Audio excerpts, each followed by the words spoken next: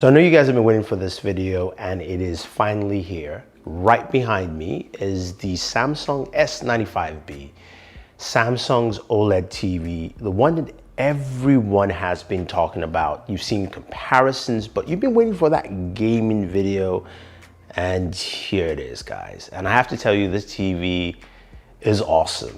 Everything you've heard is practically true. This TV has a lot of great features and benefits, but let's talk about the design and the style first before we get into some of those gaming features. Now, it's a 65-inch, also comes in the 55-inch variant. Pricing is $3,000 for the 65, $21.99 for the 55-inch. So it's very well priced, but it's in a very awkward position in terms of Samsung TVs, kind of like in the middle between the 8K and the 4K QLED. But I think this TV is better than both of them. Now, you're wondering why. Well, design-wise, it's super thin. This thing is very thin, thinner than my wallet, almost as thin as my credit cards. This thing is a very thin TV. It has a central base there, so it's nicely placed, so you don't have to have a bigger TV stand. You can actually have a smaller stand because it's a center-based stand for the TV. And also some nice clearing for your soundbar. So whatever soundbar you choose should roughly fit into the space you have there. Now, it comes with 4 HDMI 2.1 ports. I will say this though, my unit, I was having some troubles with some of the HDMI ports. I've talked to other people, no one had, so I think there might be some issue with my HDMI ports. Just putting it out there, but the HDMI ports are HDMI 2.1. There's one that's an eARC, and of course, this is very useful for your next-gen gaming consoles, right? If you're playing in your Xbox Series X or your PlayStation 5. So what does that mean for us gamers? Let me just put it this way. The games look absolutely fantastic. And you know what? Just take a look.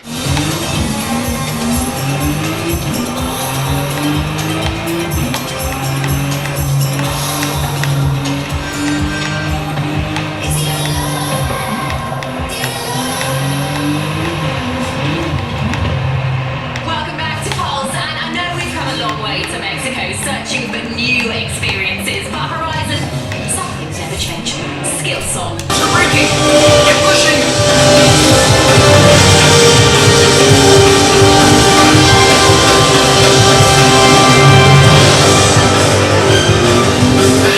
We're through the worst of it now. Zombies just around the corner. Welcome to beautiful Bloom. We made it! No thanks to the weather. You're right.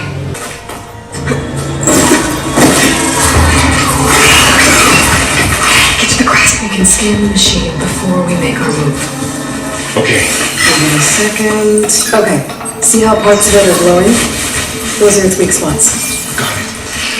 I'm ready.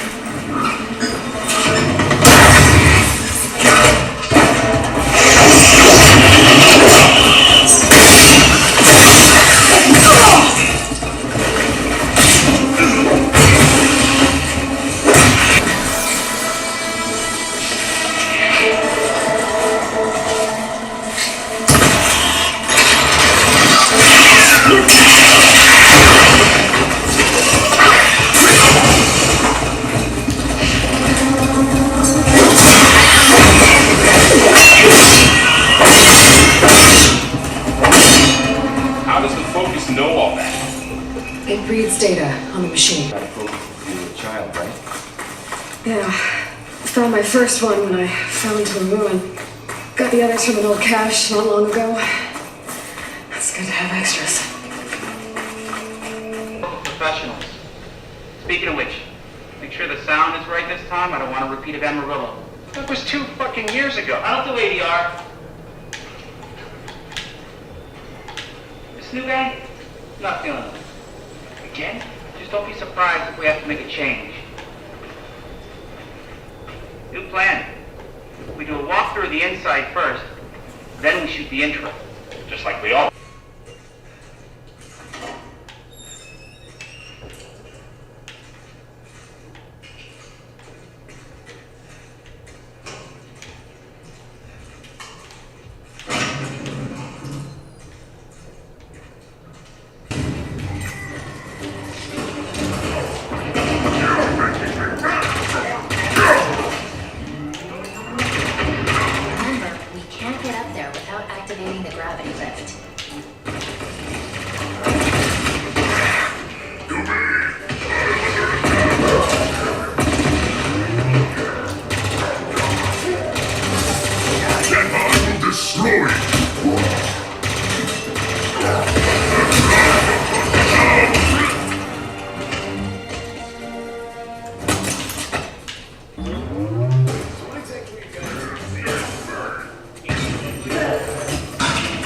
You're safe now. The banished, they have something they call the conservatory. That's all I know. It's picked up north of here. Dig site. I couldn't stop them. But you can. You have to. Consider it done. That's good. Good.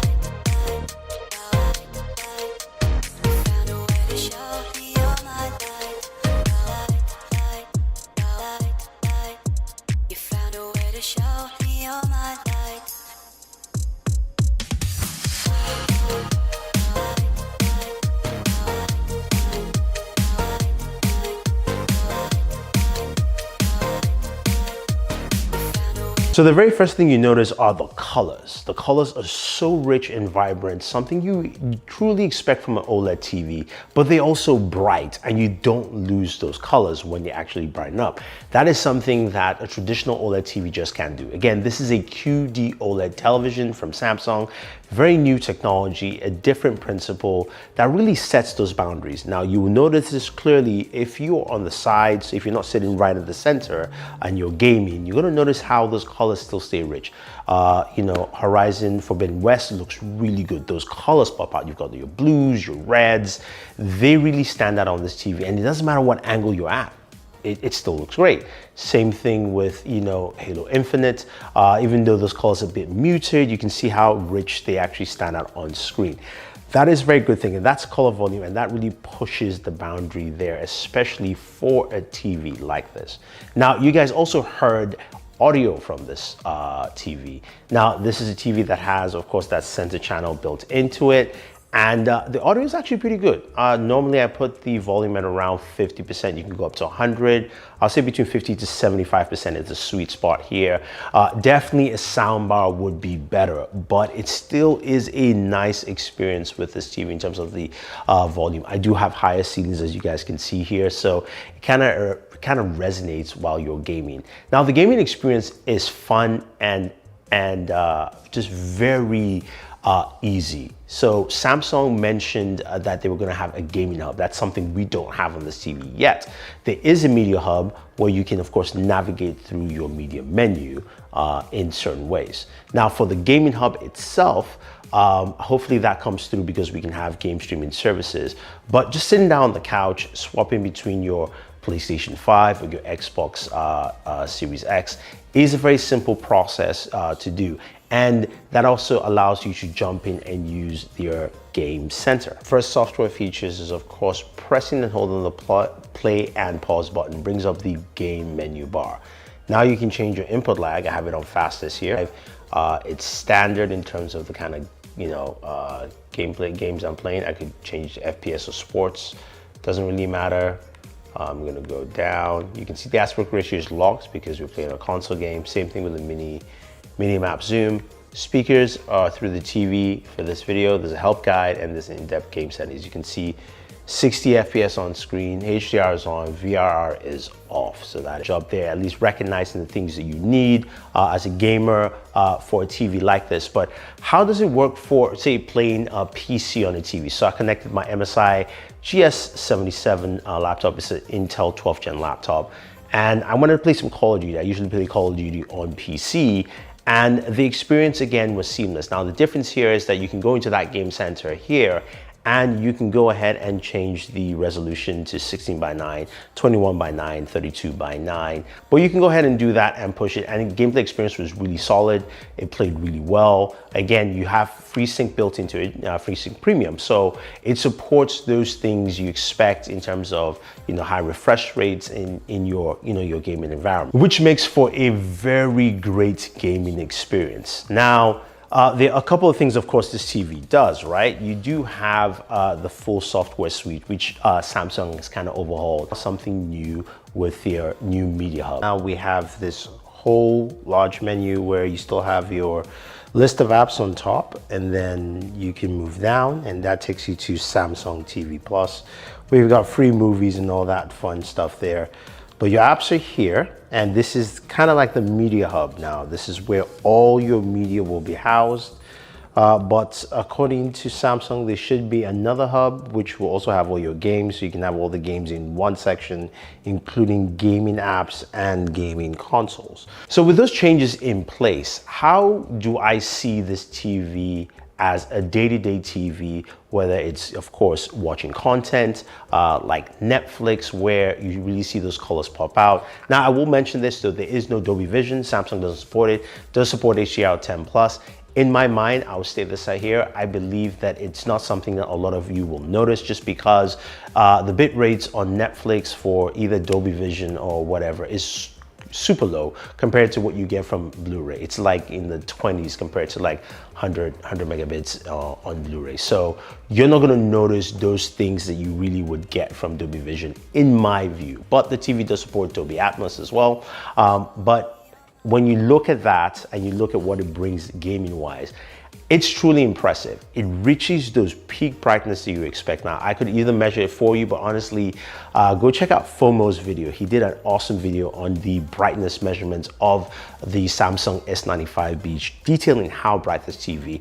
I've seen some other videos where people are comparing it to the LG C2 and how bright it is. I have an LG C1 TV, and that TV wasn't bright. So my game session, I really had to crank it up, especially to see darker scenes and darker rooms, like a game like Resident Evil. I mean, it was really dark on my C1. On this TV, it was just like, you know, it's not like daylight, but you could clearly see everything around you. And I think those are the benefits you're gonna get from the Samsung QLED when it comes to your gaming experience. It is one of those things that honestly you have to see. I know a lot of people are skeptical because this is a new technology, and also because of Samsung's price point. Because look, let's face it, we know that Sony's pricing is a bit higher and Samsung's is at $3,000. Honestly, for me, doesn't make sense, but I'm happy it's cheaper, because I will tell you, go buy this TV.